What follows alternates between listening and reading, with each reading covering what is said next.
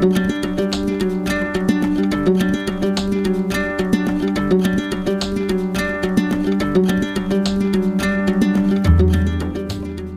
a while ago, I had a MelCon and I was going through all the games that we played during that weekend. MelCon is a board gaming weekend that I host around my birthday. And I had gone kind of more public with it at a public location, and this year was held at my own house in my own game room.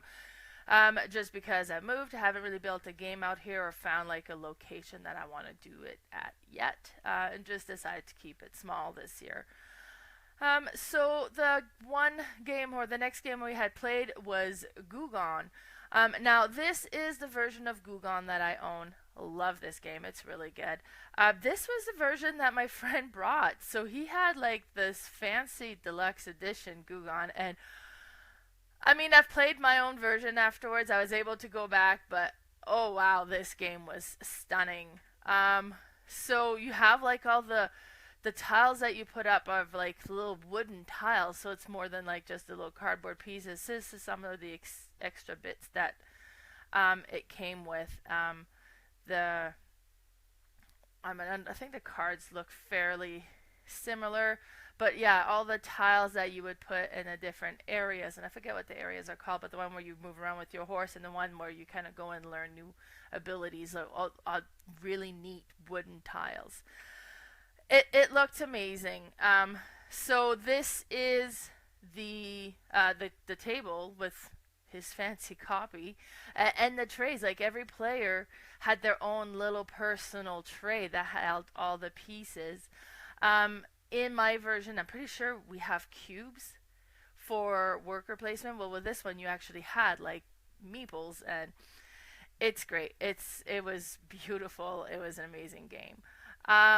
And then, so this is what the board looks like. So this is a worker placement, and then you have all the different areas that you can go to.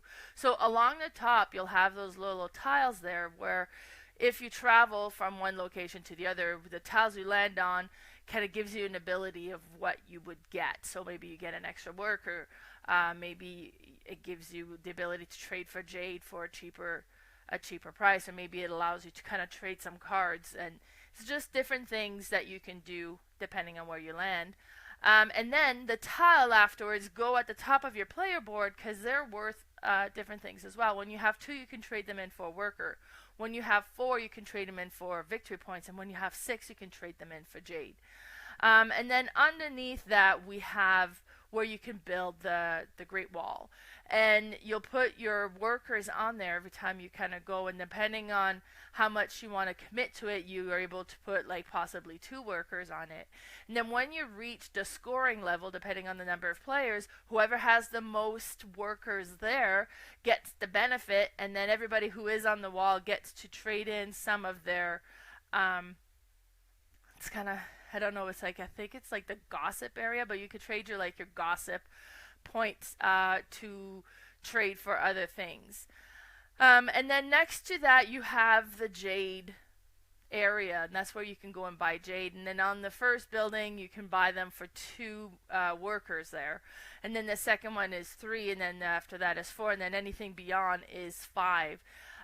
So it makes sense to try to get there sooner, because then you can get them at a better price. And then on the third level, we have, I'm going to call it the gossip. I don't remember what it is. And then you have like an egg shape piece that you kind of travel as you do that action. You can do it one, you move by one. It also gives you first player for the next round. Now, other people can go there and the first player can move around, so it's whoever ends up with it at the end kind of has it. Or you could kind of commit more and then move up by 3. This is also the tiebreaker, so anytime there's a tie, whoever's furthest ahead gets the tiebreaker, so you want to move ahead there. And then in the middle section there, that's the Emperor's Palace, and you're trying to move your way all the way up to the Emperor's Palace. The first one to make it all the way to the top will get 7 points at the end of the game.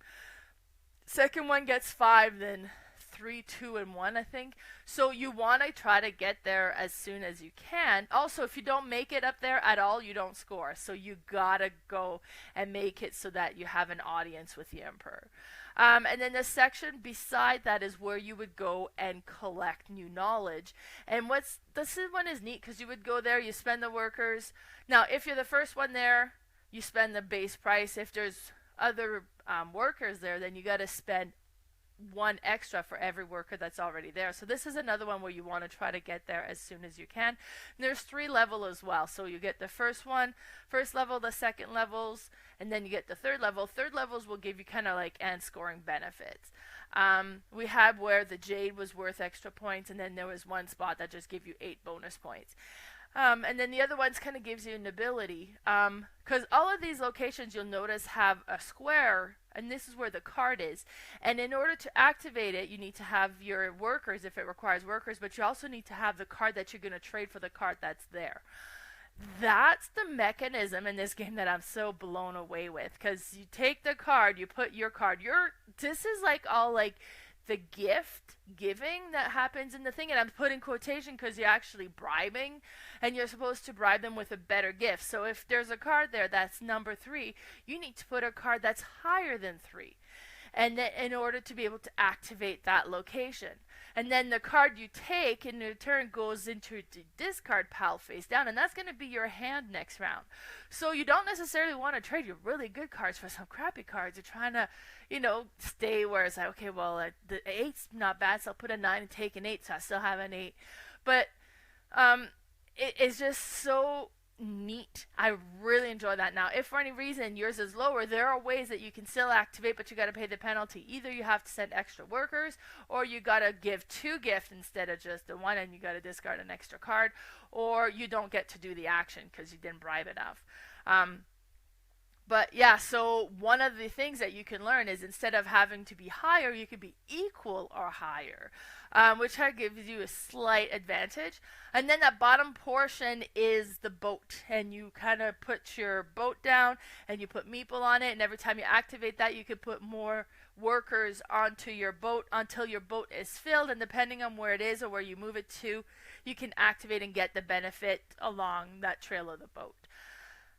So good. Plus, as I mentioned, you're collecting these cards that go into your discard pile. That's going to be your hand next round. But you also roll dice at the top. That's going to be there. And depending on what you roll, it's going to give you extra workers. When I play, workers are scarce. Like it is, I run out of workers and I'm not able to do what I was hoping to do.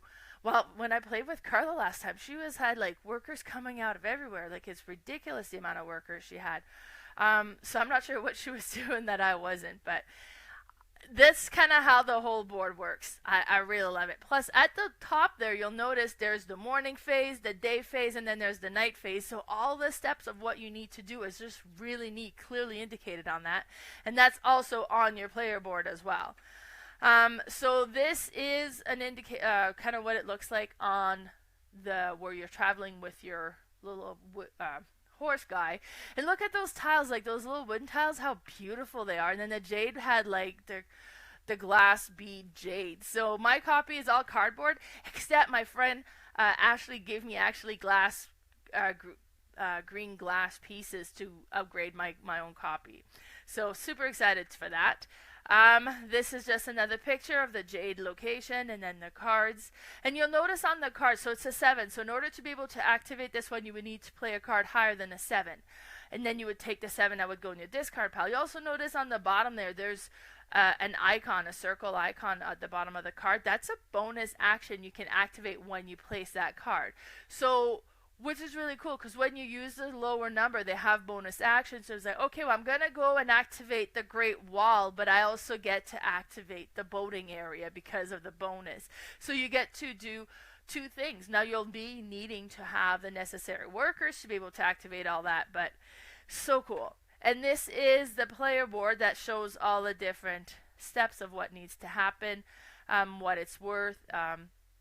It's just, and like I said, this one is a fancy one. Mine's a little bit more basic. Love this game. It is so good. It is so good.